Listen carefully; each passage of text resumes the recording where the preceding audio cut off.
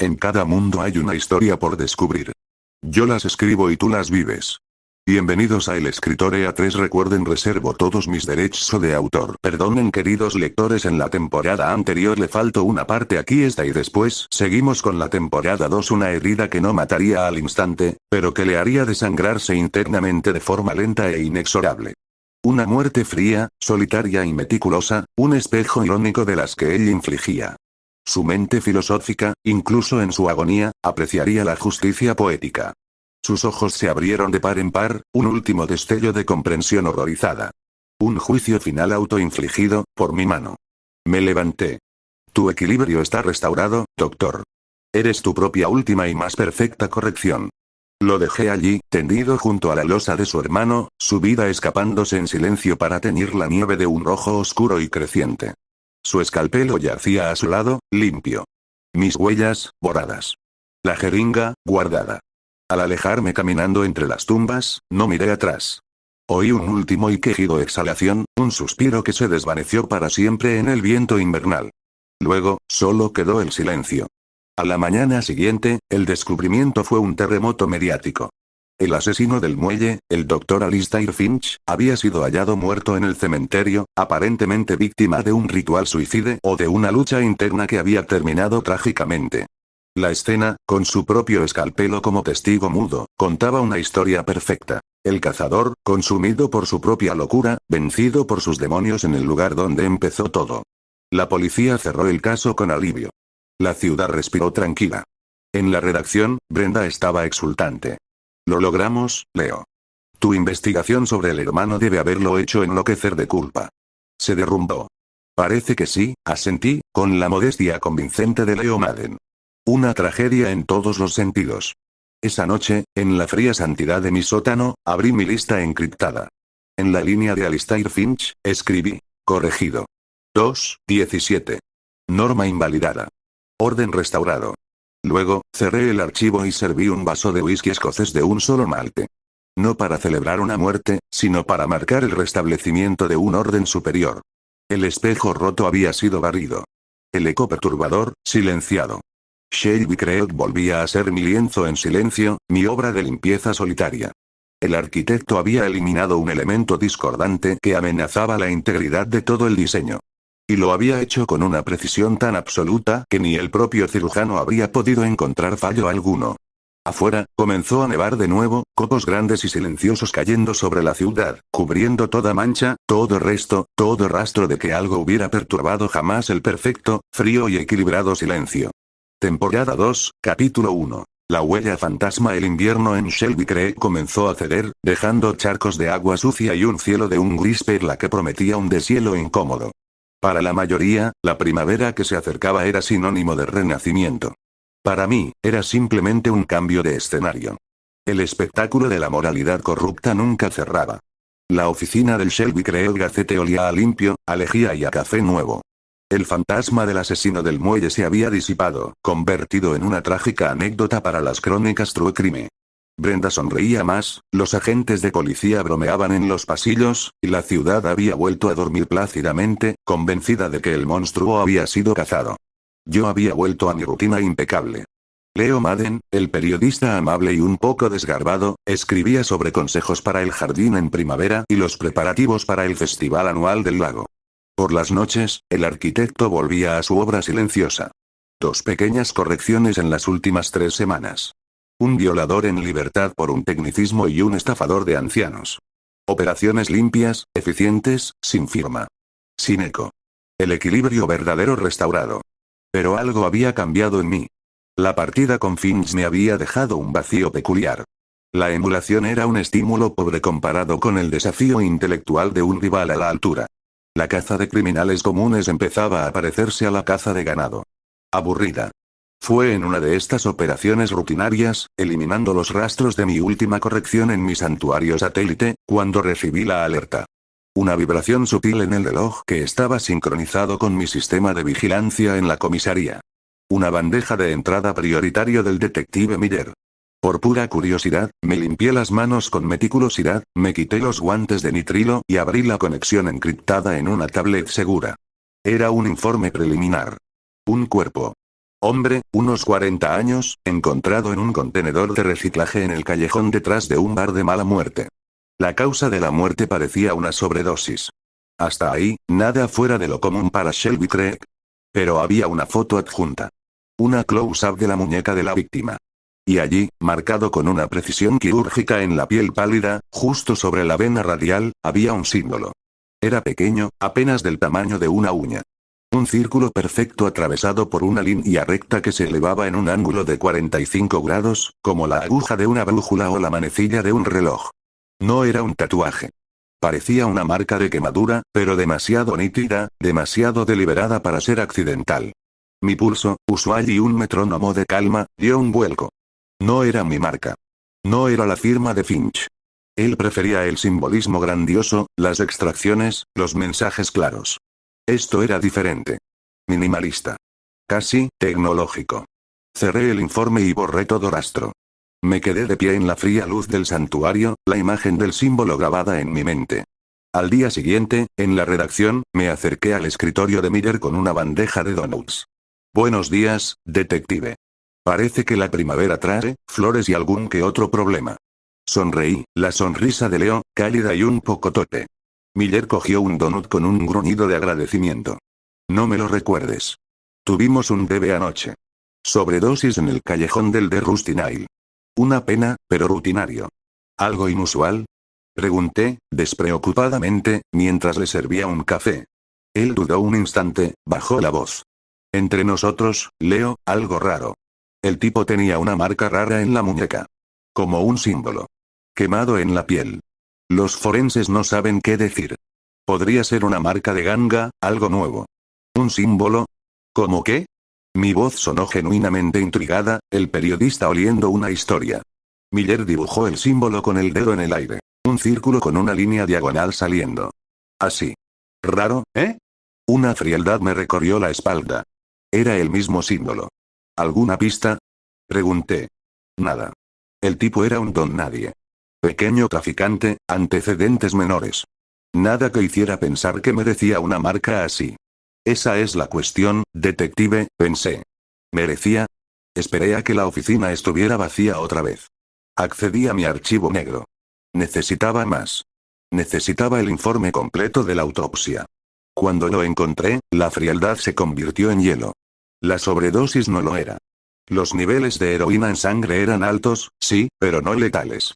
La causa real de la muerte era un compuesto sintético, un neurotóxico de acción rápida y casi indetectable, administrado mediante una inyección subdérmica tan precisa que apenas dejó marca. Solo el símbolo. Y luego estaba el estómago.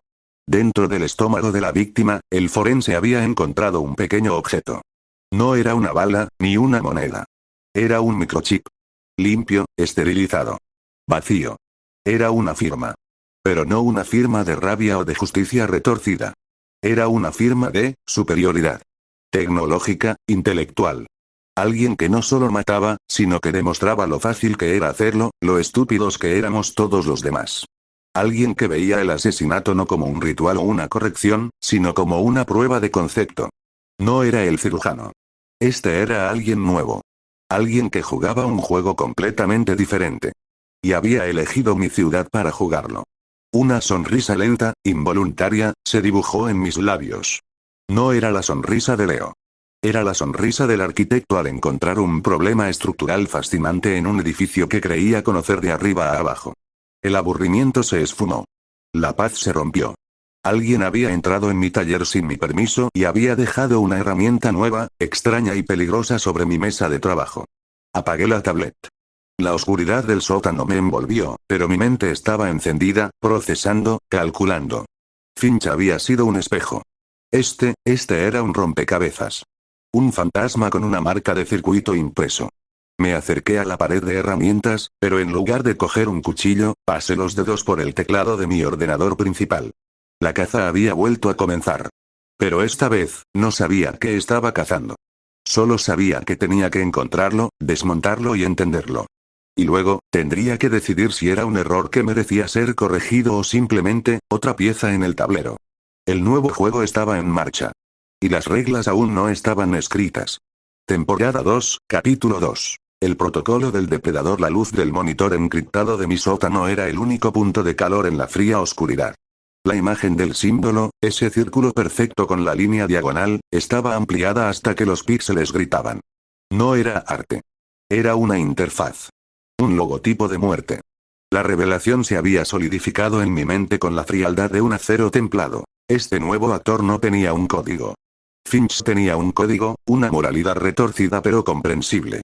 Esto era algo diferente. No buscaba equilibrio. No juzgaba. Solo ejecutaba. Era un depredador puro, sin la cadena de la ideología. Eso lo hacía impredecible. Y por tanto, infinitamente más peligroso. Y luego estaba la evidencia más alarmante. El compuesto neurotóxico indetectable, el microchip colocado como una firma obscena. Eso no era el trabajo de un justiciero solitario. Eso era tecnología avanzada, conocimiento especializado. El tipo de información a la que solo se accedía desde dentro del sistema. Policía. Laboratorio forense. Gobierno. No estaba cazando a un hombre. Estaba cazando a un fantasma con credenciales. El peligro ya no era solo para el equilibrio de Shelby Craig. Era para mí. Si este individuo o grupo tenía acceso a los sistemas policiales, si podía manipular autopsias y escenas del crimen, entonces podía verme. Mis meticulosas limpiezas, mis meticulosas infiltraciones, de repente, podrían tener un testigo invisible. Yo podía pasar de ser el cazador fantasma a ser la presa designada. No podía permitirlo. Tenía que invertir los roles inmediatamente. Tenía que convertirme en el cazador definitivo desde el primer segundo. Mi primera prioridad, Brenda. Su investigación sobre mi estado de ánimo era un riesgo inaceptable. La compasión de Leo era una herramienta útil, pero su curiosidad periodística era un cáncer. Tenía que ser extirpada. Al día siguiente, en la redacción, me acerqué a su despacho con 2 tazas de café. Llevaba puesta la máscara de Leo, pero con un matiz nuevo. Una sombra de vulnerabilidad cuidadosamente dosificada. Brenda, ¿tienes un minuto? Mi voz sonó ligeramente quebrada. Ella miró hacia arriba, y su expresión de editora dura se suavizó al instante. Leo, cariño, ¿qué pasa? Sigues pareciendo hecho polvo. Me senté frente a ella, dejando escapar un suspiro profundo. Es Jason. Mi sobrino. La mentija fluía con la suavidad del veneno. Había creado un sobrino ficticio años atrás para ocasiones como esta. Ha tenido una recaída. Está en rehabilitación otra vez. Es por eso que he estado distraído. Y lo de ese pobre diablo en el callejón, me recordó a él. A lo que podría pasarle. La transformación en su rostro fue instantánea. La suspicacia del periodista fue barrida por la empatía maternal. Oh, Leo, lo siento muchísimo. No tenía idea. ¿Por qué no dijiste nada? ¿Y parecer el tipo que lleva sus problemas al trabajo? Repliqué, con una sonrisa triste y valiente. No podía. Pero necesitaba que lo supieras. Necesito un poco de espacio. Para concentrarme en mi familia. Era el movimiento perfecto. Convertía su curiosidad en compasión. Su investigación en apoyo. Ahora, cualquier rareza mía sería atribuida a un drama familiar noble y privado. Me había convertido en intocable emocionalmente. Por supuesto, Leo. Lo que necesites. Las historias pesadas pueden esperar, dijo, poniendo su mano sobre la mía con genuina calidez. Gracias, Brenda. Significa mucho. Me levanté, cargando con el peso de mi mentira como si fuera auténtico. Con ese estorbo neutralizado, podía concentrarme en la verdadera caza. Mi siguiente movimiento fue audaz. Necesitaba acceso a la escena del crimen original, a la evidencia física real, no solo a informes digitales que podían estar alterados. Necesitaba tocar la verdad. Usando la credencial de prensa y el capital de buena voluntad que acababa de reforzar, me presenté en la morgue del condado. El patólogo forense, el Dr. Evans, era un hombre amable y con exceso de trabajo al que le encantaba oírse hablar. Leo Madden, buscando una primicia macabra, dijo, quitándose los guantes manchados. Algo así, Doc. Solo una verificación de contexto para la historia sobre el aumento de sobredosis. El tipo del callejón, el de la marca rara, ¿puedo echar un vistazo? Solo para ponerle un rostro humano, ya sabes. Evans dudó, pero mi sonrisa de periodista concienzudo y mi reciente aura de tragedia familiar funcionaron. Solo un vistazo rápido. Y no toques nada. Me llevó a la nevera y sacó la bandeja. El cuerpo yacía allí, pálido e indiferente. Ignoré el rostro y me concentré en la muñeca. La marca era aún más precisa en persona. No era una quemadura. Parecía grabada. Como con un láser. Me incliné, fingiendo un interés compasivo. ¿Y eso? ¿Alguna idea? Evans se encogió de hombros. Lo más raro que he visto. No es un tatuaje. No es una quemadura química tradicional. Es como si le hubieran marcado a fuego frío. Y lo del estómago, olvídalo. Un microchip. Como los de las mascotas, pero más pequeño. Absurdo. No es absurdo, pensé. Es una tarjeta de visita. Mientras Evans hablaba, mi mirada escaneó el cuerpo. Y entonces, lo vi. Algo que no estaba en ningún informe. Algo tan pequeño que se había pasado por alto. Pegado en el pliegue del codo, casi oculto, había una minúscula mota de color. No era sangre ni suciedad. Era un fragmento de un material sintético, de un azul eléctrico brillante. Un hilo. Un hilo real. Al despedirme de Evans con un apretón de manos y más agradecimientos, la mota azul ya descansaba en un pequeño sobre de plástico en mi bolsillo, habiéndola cogido con un movimiento de prestidigitación practicado durante años. De vuelta en mi santuario, la coloqué bajo un microscopio de alta potencia. No era tela. Era un polímero específico, usado en trajes de protección de alta gama para entornos estériles o de laboratorio. Del tipo que usan los equipos SWAT en escenas de riesgo biológico o los técnicos de laboratorios de contención de nivel 4. La confirmación fue un golpe seco en el estómago. Esto iba más allá de un policía corrupto. Esto era algo organizado. Sistemático. Mi ordenador principal, un monstruo de potencia de cálculo que vivía tras una docena de cortafuegos, estaba corriendo un programa de reconocimiento facial propio sobre las imágenes de las cámaras de seguridad del callejón de la noche del crimen. Había borrado horas de metraje, buscando no al asesino, sino a alguien que no encajara. Alguien observando. Y entonces, lo encontré. En un fotograma, a las 3:17 am, una furgoneta negra, genérica, sin marcar, estaba estacionada en el extremo opuesto del callejón. Su ventanilla del conductor estaba bajada. Y dentro, apenas visible, un hombre con gafas de visión nocturna y el característico cuello alto de un traje de protección interior. El color del material que asomaba por el cuello era un azul eléctrico idéntico al de mi muestra. No era el asesino. Era el observador. El asesino había estado dentro del contenedor, haciendo su trabajo. Este hombre estaba fuera, supervisando. Asegurándose de que la prueba de concepto se ejecutara sin problemas. Y entonces, el programa de reconocimiento facial, comparando la imagen pixelada del hombre con las bases de datos de empleados municipales y contratistas, encontró una coincidencia. Débil, pero significativa. Eric Shaw. Consultor externo en modernización de protocolos forenses para el departamento del sheriff del condado. Un fantasma con un contrato. Un acceso total con ninguna supervisión real. Mi nuevo objetivo tenía un nombre. Y trabajaba desde dentro. Una sonrisa fría, la primera genuina en semanas, se dibujó en mis labios. El cazador tenía un rastro. El protocolo había cambiado.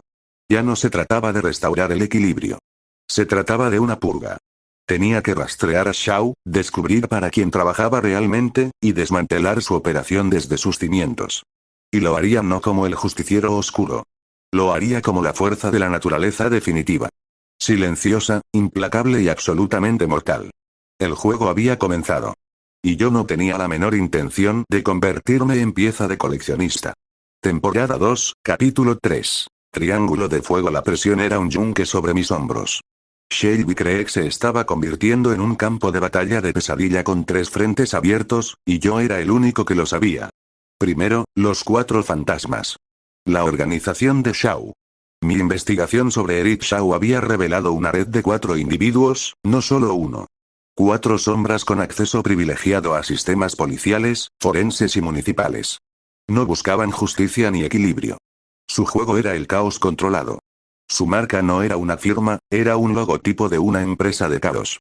Habían envenenado el suministro de agua de un vecindario con una toxina no letal pero aterradora, habían falsificado datos de evidencia en casos de alto perfil, sembrando dudas sobre el sistema judicial, y el asesinato del traficante había sido solo su primer ensayo público.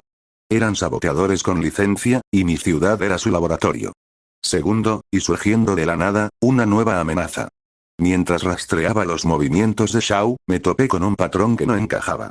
Una serie de muertes aparentemente desconectadas. Un contador, un maestro, una ama de casa. Todos, suicidios.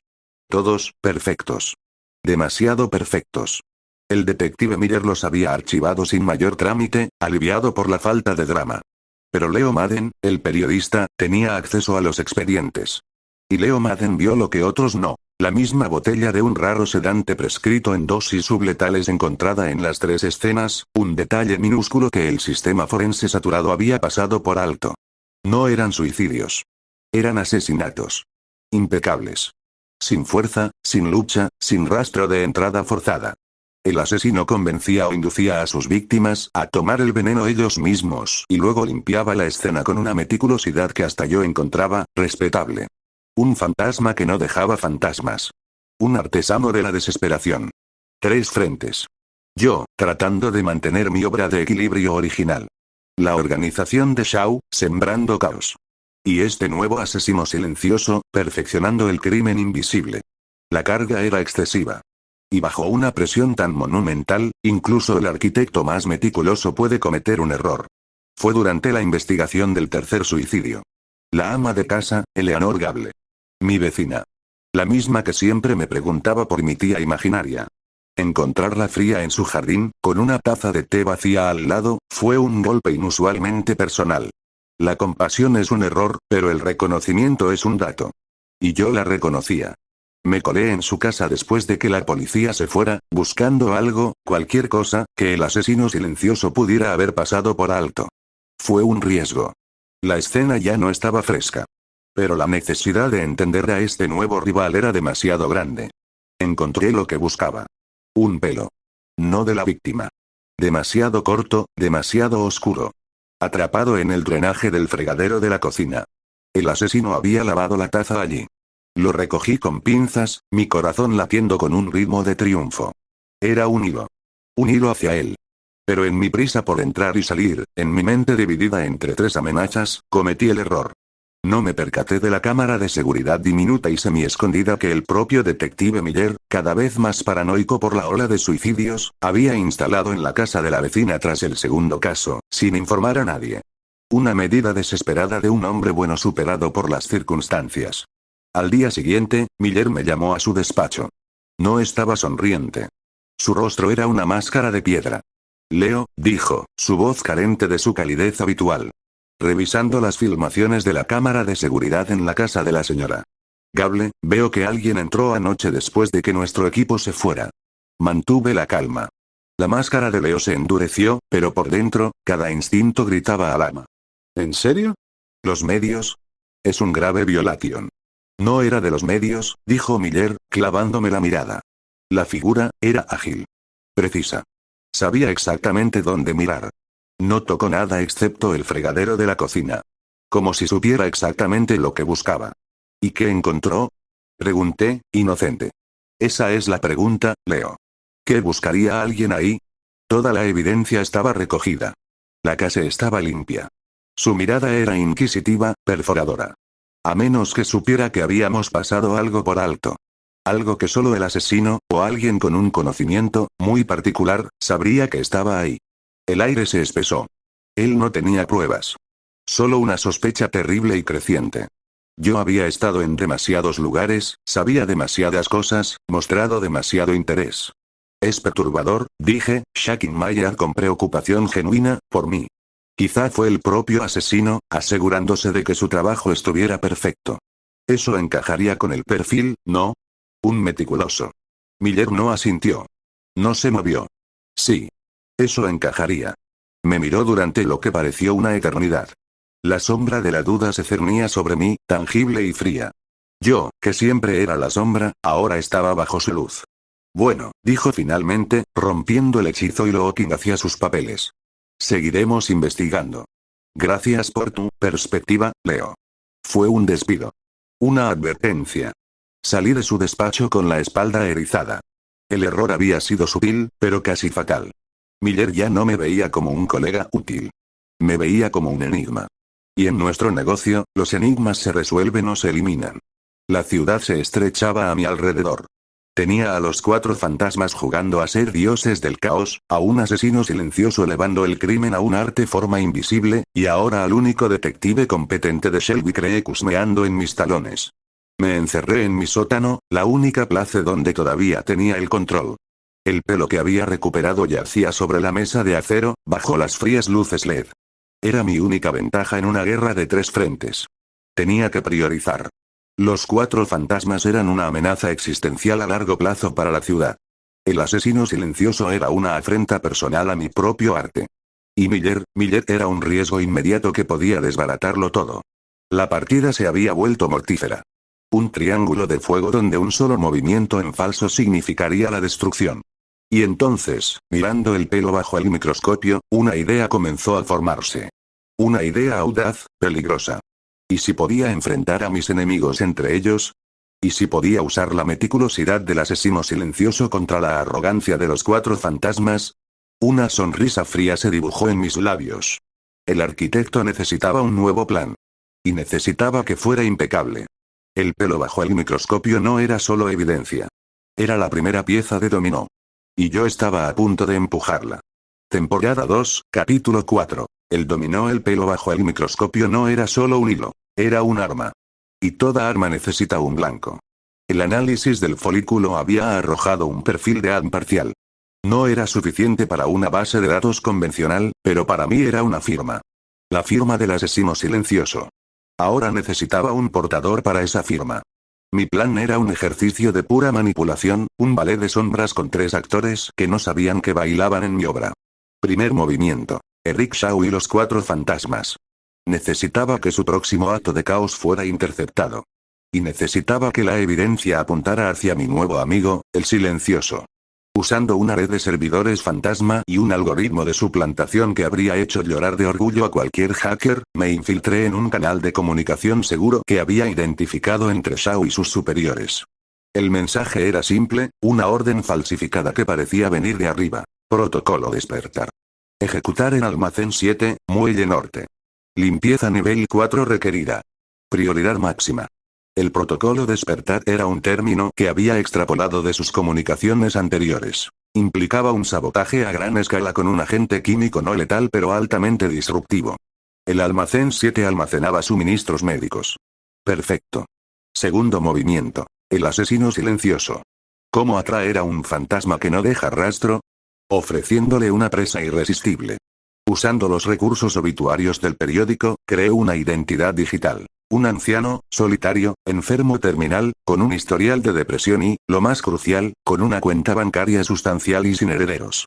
Un suicidio perfecto, creíble y lucrativo si alguien pudiera acceder a esos fondos antes de que el Estado los reclamara. Espolvoreé el rastro digital con un detalle específico. Su lugar de residencia temporal era una oficina abandonada con vista directa al almacén 7 del muelle norte. Una carnaza en la trampa. Tercer movimiento. Miller. Él no podía estar fuera de la ecuación. De forma anónima, usando un teléfono desechable desde lejos del centro, envió un tip a su teléfono personal. Almacén 7, muelle norte. Hay niños jugando dentro. Algo no huele bien. Literalmente. La mención de niños aseguraría su respuesta inmediata y personal. La noche del evento, el aire olía a sal y electricidad.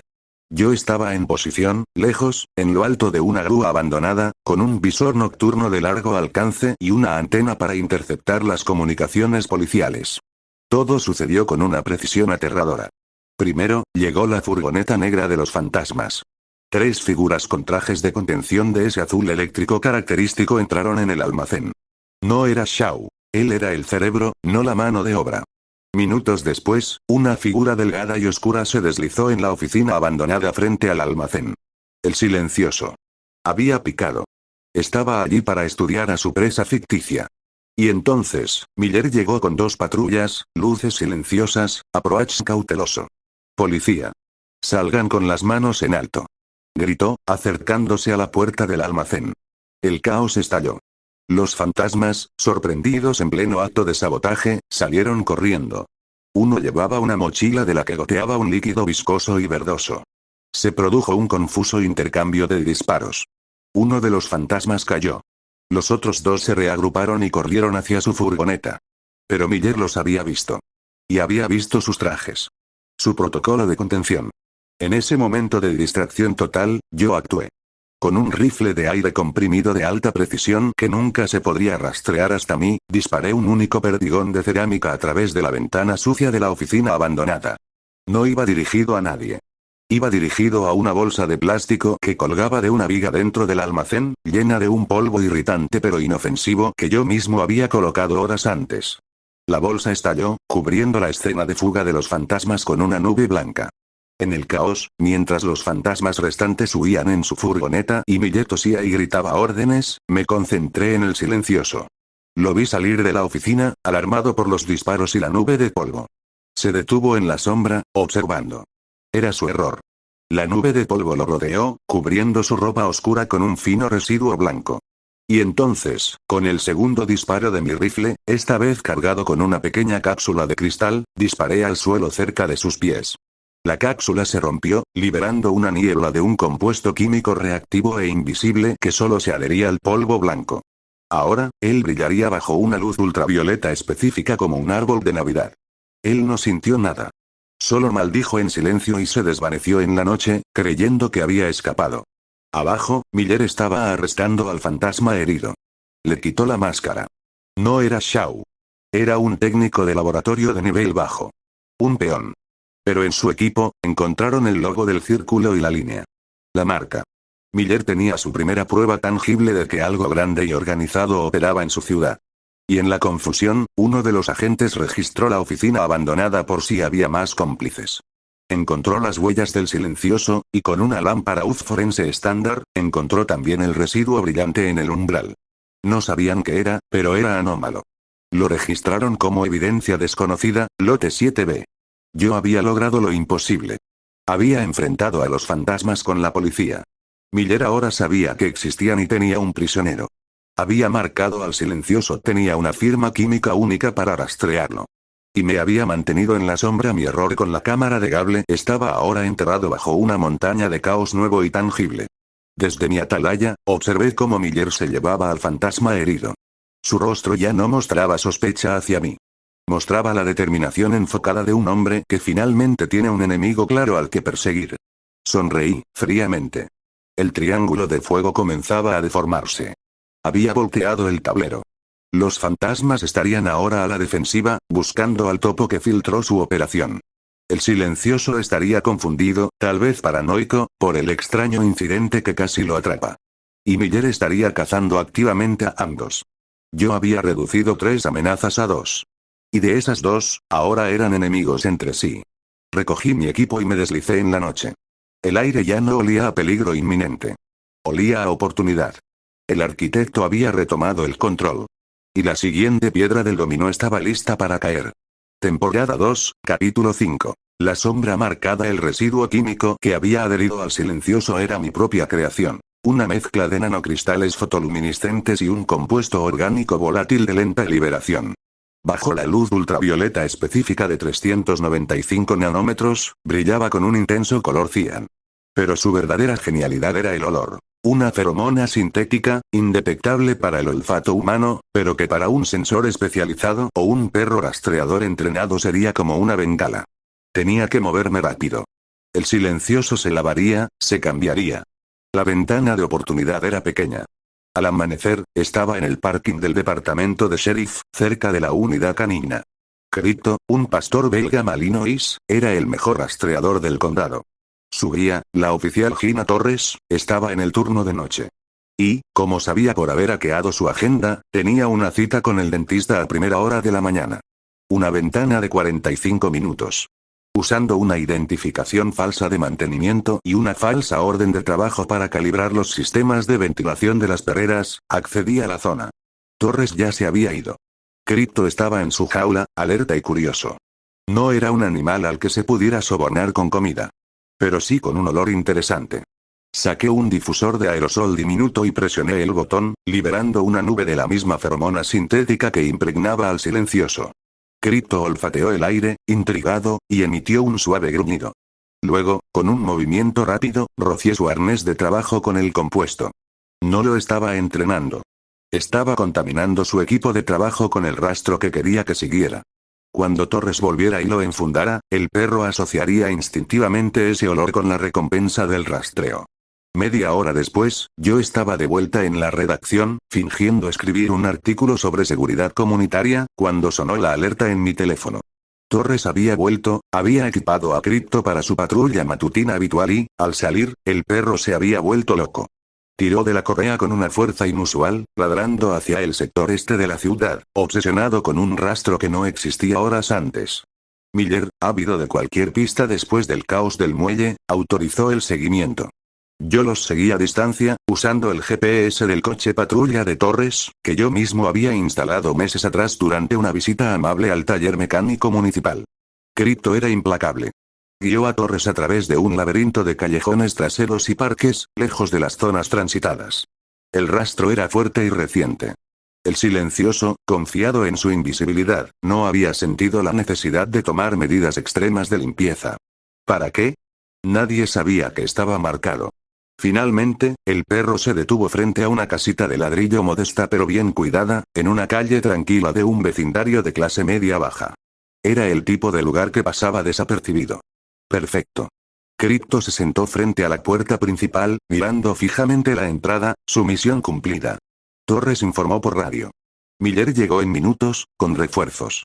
No tenían una orden de registro, pero tenían a un perro de rastreo de la policía indicando que un sospechoso de un delito mayor podría estar dentro.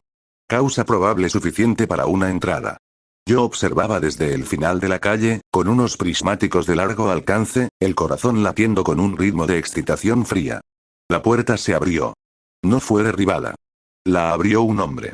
Alto, delgado, de unos 50 años, con gafas de pasta y el pelo engominado con raya perfecta. Vestía un suéter de lana beige y pantalones de vestir planchados. Parecía un contable o un profesor de secundaria. Su expresión era de confusión y leve alarma, perfectamente interpretada. Habló con Miller. Negó con la cabeza. Sonrió con nerviosismo. Señaló a Crypto, como preguntándose por qué un perro policía estaba frente a su casa.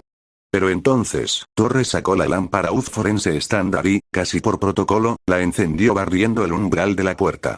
Y allí, en el felpudo de bienvenida y en el pomo de la puerta, brillaron las manchas cian. El silencioso, al entrar en casa, había esparcido sin querer el residuo. La sonrisa del hombre se congeló. Su confianza se agrietó por una fracción de segundo. Fue suficiente para Miller. Lo esposaron. No opuso resistencia. Solo seguía repitiendo ¿qué es esto? Debe de haber un error. Mientras lo llevaban al coche patrulla, mis prismáticos se enfocaron en sus manos. Limpias, con uñas perfectamente cuidadas. Las manos de un hombre meticuloso.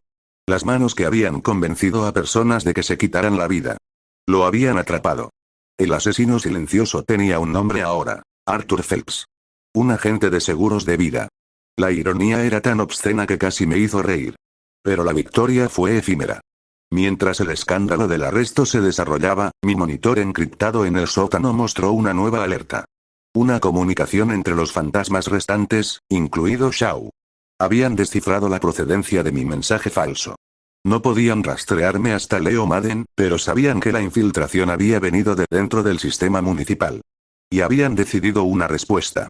El mensaje era corto y letal. Protocolo limpieza total. Iniciar en 72 horas. Barrer toda la infección. Limpieza total. No era un sabotaje. Era una purga. Iban a eliminar a cualquier persona dentro del sistema que pudiera representar una amenaza, real o percibida. Eso incluía a Miller, por supuesto. A Torres, por su perro. A cualquiera que hubiera estado cerca de su operación. Y también, casi con certeza, incluía al periodista demasiado curioso, Leo Madden. Había intercambiado una amenaza silenciosa y metódica por otra ruidosa y apocalíptica. Había desatado a los saboteadores y los había convertido en asesinos a gran escala. Miré la pantalla, luego mentalmente la calle donde se llevaban a Arthur Phelps. 2 amenazas neutralizadas de forma temporal. Pero la tercera, la más peligrosa, acababa de quitarse todos los límites. El tiempo se había acabado. Las 72 horas habían comenzado a contar. Y yo, el arquitecto, tenía que diseñar la contención de un virus que yo mismo había ayudado a liberar.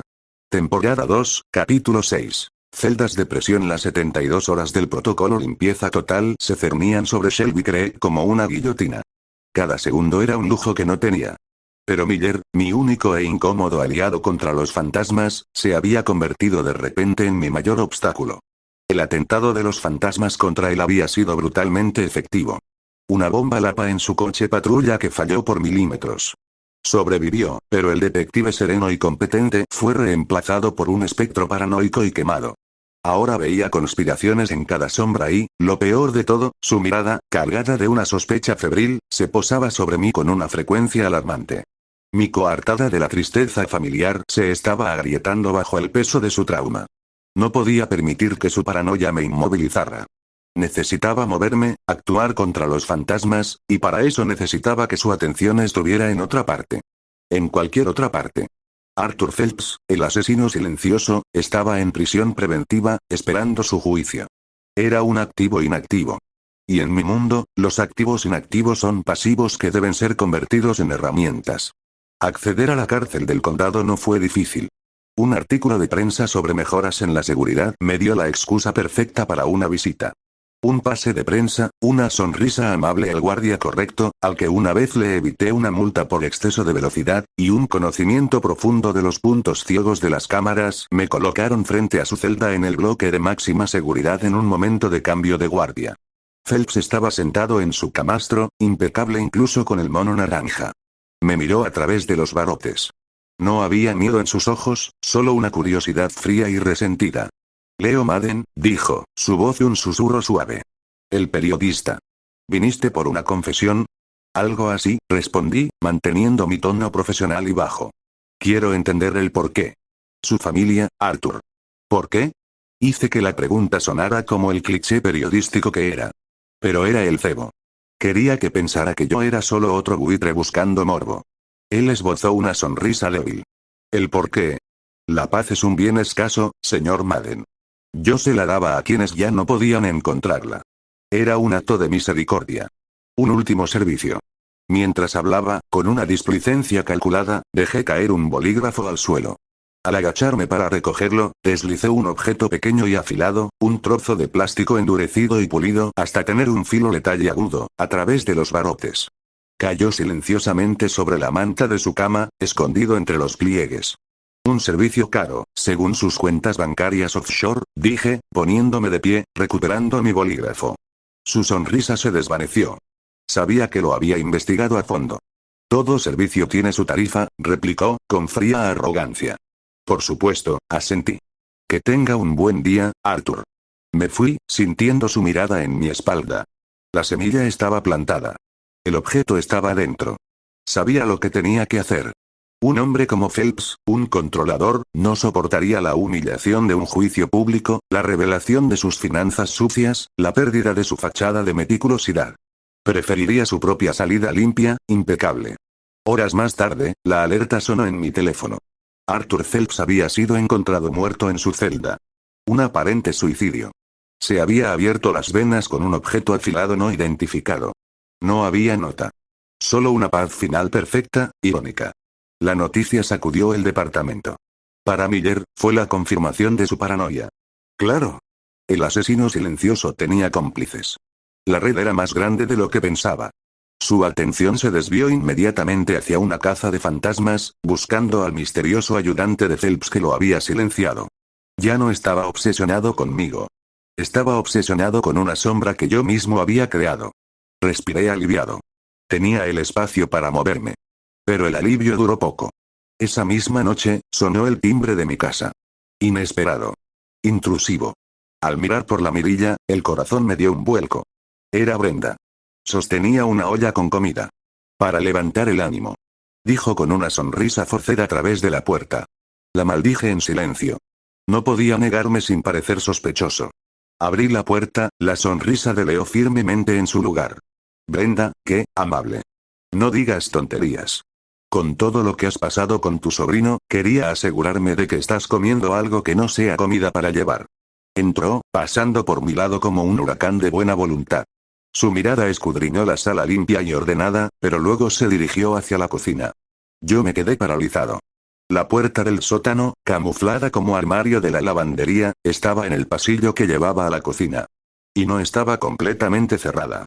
Había 1 milímetro de diferencia, una rendija de oscuridad anormal. Bueno, esto huele maravilloso, Brenda. ¿Por qué no nos sentamos en la sala? Te sirvo una copa de vino, dije, intentando guiarla de vuelta. Oh, no te preocupes, guardo la comida en la nevera. Ya he comido. Siguió avanzando por el pasillo. Cada latido de mi corazón era un martillazo en mis oídos.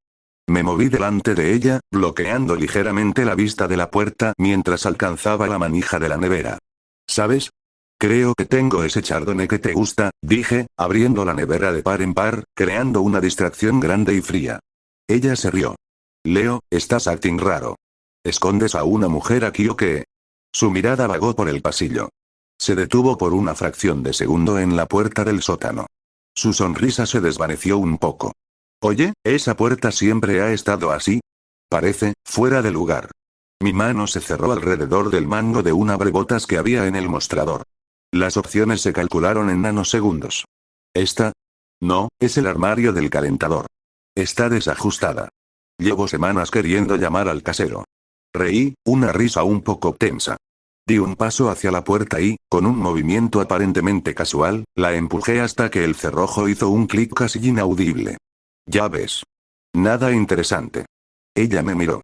Por un instante, vi un destello de duda en sus ojos. No la duda de un detective, sino la de una mujer inteligente que sabía que algo no encajaba. Pero entonces, su preocupación por mí venció a su suspicacia. Bueno, deberías hacerlo. Podría ser peligroso. Dejó la olla en la nevera. Mira, Leo, si hay algo, ya sabes. Puedes hablar conmigo. Lo sé, Brenda. Gracias. De verdad. La acompañé a la puerta, mi sonrisa fija hasta que se cerró. Me apoyé contra la madera, respirando profundamente. Eso había estado demasiado cerca.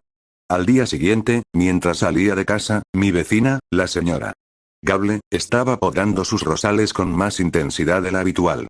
Sus ojos me siguieron hasta el coche. Buenos días, Leo. Tuviste visita anoche. Me alegra verte teniendo compañía. Su tono era dulce, pero sus ojos eran de halcón. Brenda, mi editora. Se preocupa demasiado, dije, con una sonrisa forced. Oh, ya veo. Parecía una discusión bastante intensa junto a la puerta. Ella sonrió, pero era una sonrisa que no llegaba a los ojos. La sonrisa de Leo se congeló en mi rostro. Ella había estado observando. Escuchando. Asentí con un gesto vago y me metí en el coche. Al mirar por el espejo retrovisor, la vi allí quieta, podadora en mano, observando cómo me alejaba. Miller estaba cazando sombras. Brenda tenía el instinto de que yo escondía algo. Y mi vecina tenía ociosidad y ojos curiosos. Había intercambiado una prisión de acero por una de cristal. Todos me miraban. Y en medio de todo, el reloj de los fantasmas seguía contando hacia la limpieza total. Me quedaban menos de 24 horas. Y por primera vez, me sentí no como el arquitecto, sino como una rata acorralada, rodeada de gatos por todos lados, mientras el laboratorio en el que estaba se preparaba para incinerarlo todo.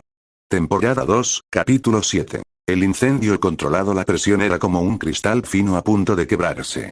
Miller, obsesionado con una conspiración fantasma. Brenda, con su intuición periodística arañando mi fachada.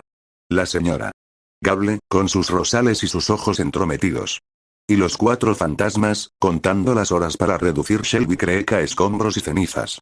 Yo estaba en el ojo de un huracán que yo mismo había ayudado a crear. La parálisis no era una opción. Un arquitecto no llora sobre planos manchados. Rediseña sobre la marcha. Tenía que crear una distracción tan masiva, tan catastrófica, que consumiera toda la atención y me diera el espacio para actuar. Necesitaba un incendio. Y no uno metafórico. El objetivo era la estación de transferencia de residuos del norte de la ciudad. Un lugar perfecto. Aislado, lleno de material combustible, pero lo suficientemente lejos de viviendas como para minimizar bajas. Un caos controlado. Usando las credenciales de un periodista investigando deficiencias en la gestión de residuos, había mapeado el lugar semanas atrás. Conocía las entradas, las cámaras, los puntos ciegos. Y lo más importante, conocía el depósito de productos químicos de limpieza municipal, adyacente a la principal pila de basura. Una chispa en el lugar correcto crearía un infierno que ardería durante días. La noche del ataque, el aire olía a lluvia próxima y a podredumbre. Me moví como una sombra a través de la valla perimetral, evitando los haces de los focos. Llevaba una mochila con lo necesario. acelerantes de combustión de alta eficiencia y un detonador remoto de mi propio diseño. Coloqué los dispositivos en puntos estratégicos alrededor de los barriles de químicos. No era suficiente para una explosión masiva, sino para un incendio intenso y persistente, uno que liberaría una columna de humo negro y tóxico visible desde kilómetros de distancia. Un espectáculo que ningún cuerpo de bomberos o policía podría ignorar. Antes de activarlo, hice una última llamada. Anónima, desde un teléfono quemable, a la central de bomberos. Una voz distorsionada, gritando entrecortadamente. La estación de transferencia. Los fantasmas han puesto bombas. Dicen que es solo el principio. Colgué. La semilla estaba plantada. Esto no sería un accidente. Sería un ataque. Su ataque. Me retiré a una distancia segura y apreté el detonador. El fuego estalló con un rugido sordo, seguido de una serie de explosiones menores que iluminaron el cielo nocturno con un resplandor naranja siniestro. Las llamas se elevaron, voraces, engullendo la montaña de basura y los químicos. El humo, espeso y acre, comenzó a extenderse como un manto de oscuridad. Sirenas. Docenas de ellas. De bomberos, de policías. Todo el sistema de emergencias de Shelby Creek se desvió hacia el norte. Incluido, estoy seguro, un detective paranoico llamado Miller. Su teoría de la gran conspiración acababa de recibir una confirmación espectacular. Desde mi coche, estacionado en una colina lejana, observé el infierno que había creado. Sentí una punzada de algo. No remordimiento. La ciudad sobreviviría. Era una cirugía mayor, una amputación para salvar el cuerpo. Era el precio del equilibrio. Ahora, con todos los ojos y cámaras apuntando al fuego, tenía la libertad de moverme. Mi objetivo, la guarida de los fantasmas. Había triangulado su posición probable a una oficina temporal en un parque empresarial semiabandonado, usando los patrones de tráfico de sus comunicaciones encriptadas. Conduje hasta allí, la máscara de Leo perfectamente ajustada. Si me pillaban, era un periodista siguiendo un tip anónimo sobre actividad sospechosa cerca de la escena del incendio. El edificio estaba oscuro, aparentemente vacío. Pero una furgoneta negra, idéntica a la del muelle, estaba estacionada en la parte de atrás, casi oculta.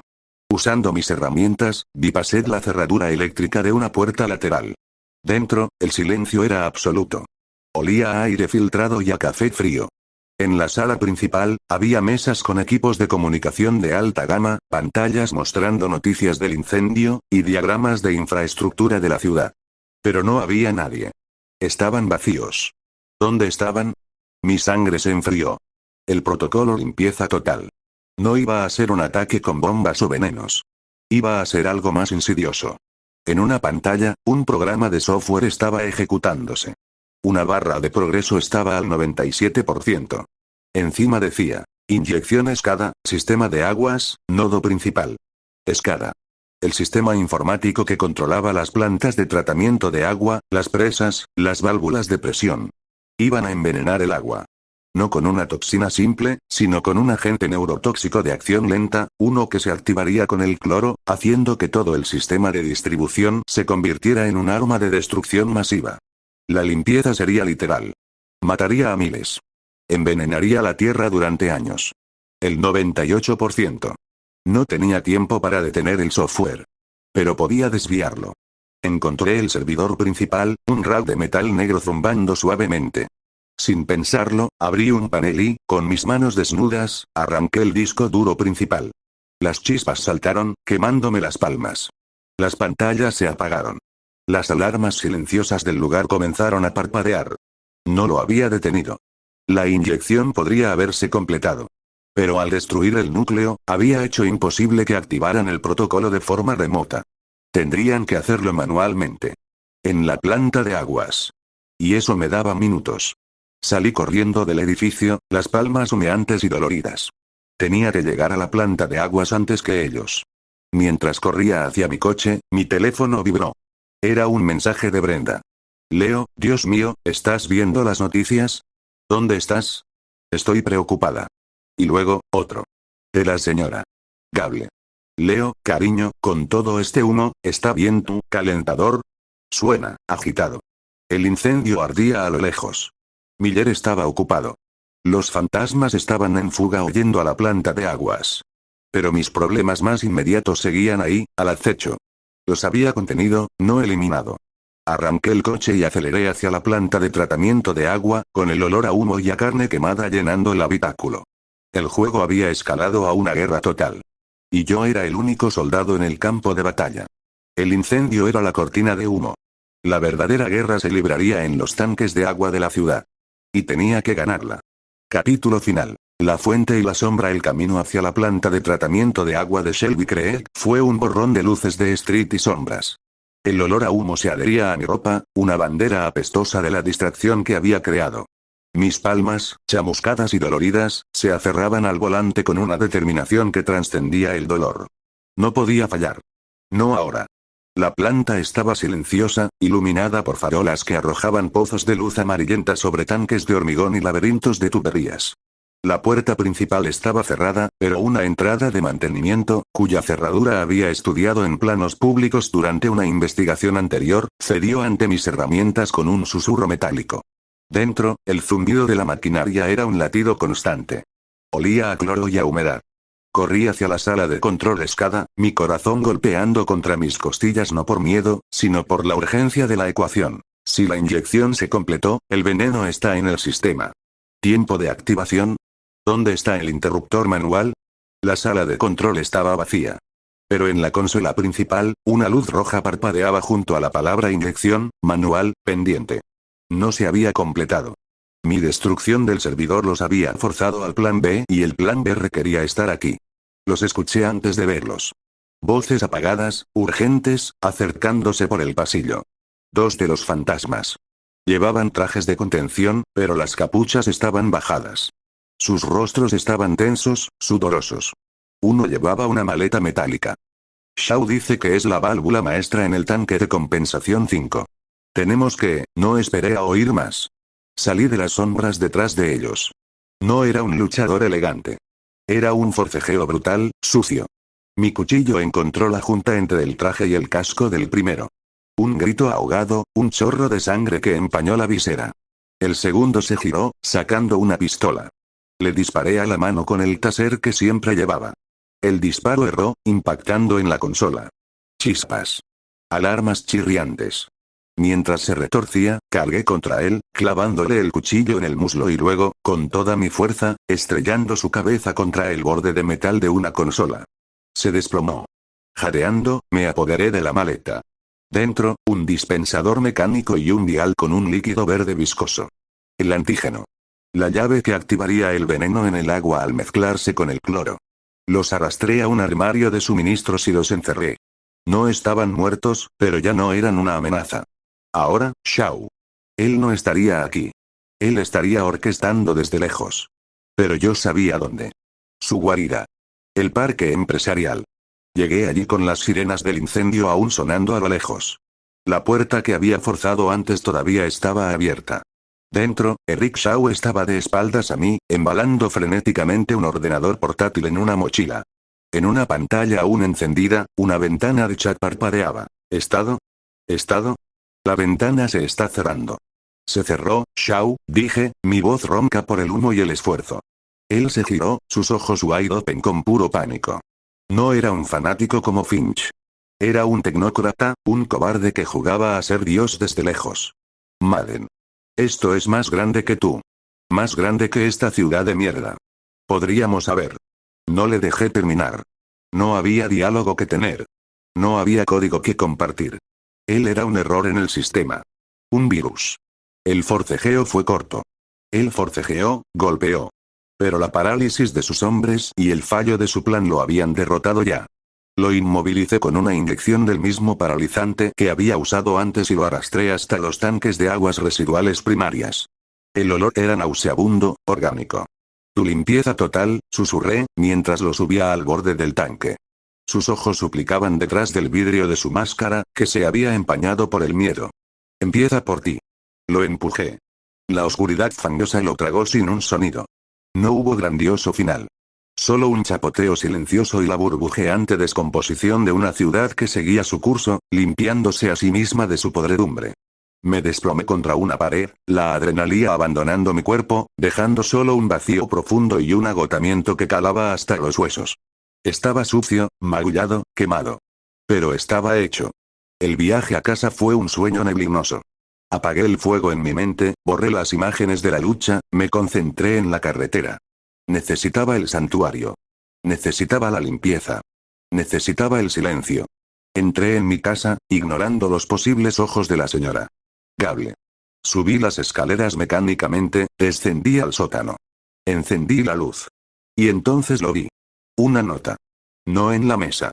Pegada con un imán al frente de mi nevera de acero inoxidable, justo al lado de la lista de mis correcciones. Escrita con una caligrafía precisa e impecable que conocía demasiado bien, una caligrafía que no había visto en años. Hola, hermano. ¿Me extrañaste? El aire se congeló en mis pulmones. El mundo se redujo a ese pedazo de papel. No. Es imposible. Mi hermano. Julián. Mayor que yo por 5 años. El prodigio de la familia. El que se fue a hacer trabajo de contratista en el extranjero hace una década y del que nunca más supimos. Julián, cuyo nombre había borrado de mi mente porque su recuerdo era un agujero negro de fría indiferencia y una inteligencia tan afilada que hacía que la mía pareciera obtusa. Julián, a quien había visto, una vez, siendo adolescente, diseccionar al gato de la familia no por crueldad, sino por ver cómo funcionaba. Y luego recomponerlo con una precisión que hizo que pareciera que dormía. Él era el silencioso original, el maestro del que Arthur Phelps solo era un pálido reflejo, un alumno. Él era la mente detrás de los fantasmas. Shaw no era más que otro de sus instrumentos, un peón útil. Él había estado aquí en mi santuario. Había violado mi espacio más privado, mi templo de orden, con la facilidad con la que yo entraba en la casa de un extraño.